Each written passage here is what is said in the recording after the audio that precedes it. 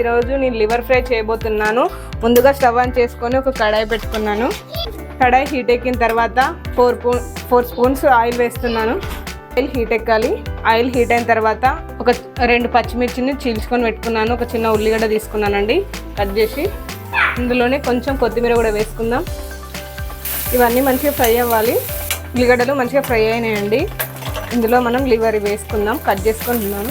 ఇప్పుడు ఇందులో 1 spoon salt వేసుకుంటున్నాను. ఒక 2 మినిట్స్ మూత పెట్టి ఉంచుకుందామండి.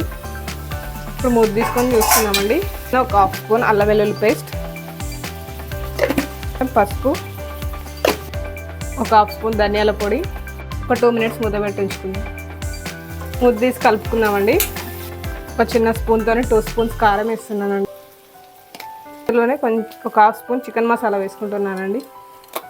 ఈ నురగంతా పోయి డ్రైగా అయ్యేంత వరకు మనం ఇలా కలుపుకుంటూనే ఉండాలండి.